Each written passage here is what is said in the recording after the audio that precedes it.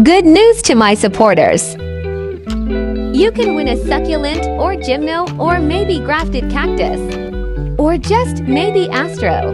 All you have to do is subscribe to my channel. Go to my Facebook page at Everything Nice at Mish. Hit like button and follow my page. And send me your screenshots. Bye. Message me. Strictly follow the rules. Madami na ang sumali at baka ikaw na ang aking lucky subscriber. Once you complete my requirements, I will put your name in my list. And when we reach 1,000 subscribers, I will pick name in my list and will announce once we meet to 1K subs. So join now and win a succulent. Congrats in advance and good luck! Hello beautiful people! Welcome back at Everything Nice at Mitch Succulent Love. At ini-invite ko po kayo na mag-like, mag-subscribe sa aking channel at pindutin ang notification bell para updated po kayo sa ating mga susunod na videos.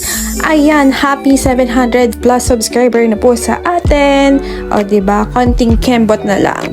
At magpapamigay na tayo ng succulent. Ayan. So our vlog today ay mag-update po ako doon sa aking mga bagong succulent kasi nakakatuwa nawala na ang sumpa kasi 'di ba pag bagong succulent hindi muna natin didiligan, pero yung sa akin kasi tuloy-tuloy na nanilaw kaya ang naisip ko na lang diligan ko muna pero kaunti lang, so i-explain ko sa inyo ng furthermore. Ayan.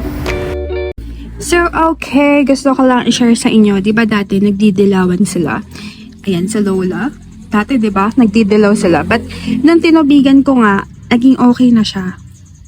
Ayan. So, di ba nagdilaw-dilaw na siya, tas bago lang sila, nagdilaw-dilaw yung leaves nila.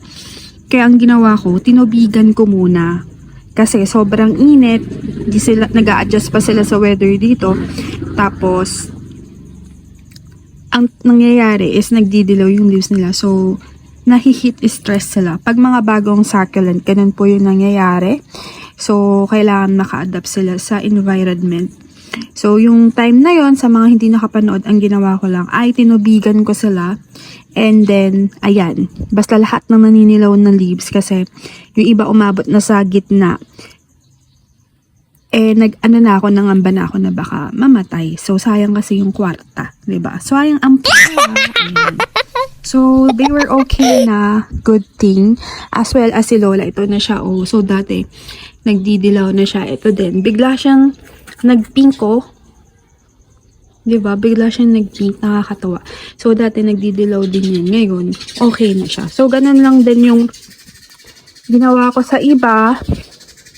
After watering, eh, diniligan ko na. So, paano kung sa inyo nangyari yan, yung bago nyo succulent is naninilaw? Yung as in na itanim nyo na, ilang araw na naninilaw pa rin at ayaw huminto yung paninilaw. Ganun na din yung gawin nyo. Tubigan nyo lang konti, tapos i-shower nyo lang sila ng konti lang. Huwag nyong lunurin, huwag nyong liguan.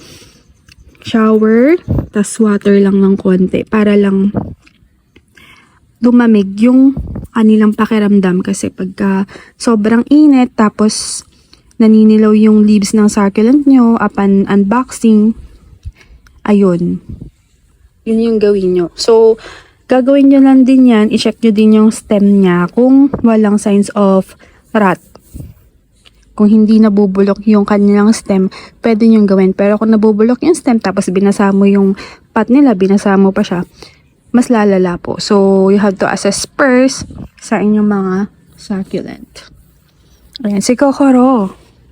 Oh, dati naninilaw din yan. Ngayon, okay na siya. So, yun, nakatulong yung konting water kahit bago. 'Di ba? Konti lang naman. Oo, konti lang, ha? Ayan, tas eto yung si Cubic Pros, okay naman siya. Ayan, so pinakita ko lang yung sila ngayon kasi ang ganda talaga nila, oh. Eto si Opalina, okay pa rin siya. Ayan. So, ganun na lang gawin nyo pag nagdilaw yung leaves nyo. Ilagay nyo na sa shaded area. Tanggalin ko na to. Mashi na siya. Ayan. So, dito talaga ako nangamba kasi talagang nagdidilaw na siya eh. Ayan. So, eto naman si sino na nga to? Mukha siyang Jade pero hindi. Siya ay si Moneymaker. Ayan. Moneymaker or Lucky. Basta meron siyang other name. Lucky basta something. Ganun yung name niya. So, nung naulanan, ayan. Bigla siya naging lush. Bigla siya nabuhay. So, nandito lang siya habang umuulan kasi nilipat ko yung grafted cactus sa taas. So, yun lang yung napansin ko sa kanya. Naging lush siya nung naulanan. So, may mga succulent talaga na ganun. And then, pakita ko sa inyo yung ito yung isa, si Moneymaker. Ayan. So, variegated na nawala na yung pagka-variegated niya. I mean, nawala yung dati mamink-mink siya na may yellow-yellow. So, medyo nawala. In time, babalik din naman yan. Shout out! Shout out! Ayan. So, hello kay Sir Backyard Houseplant by JIL. So, ayan.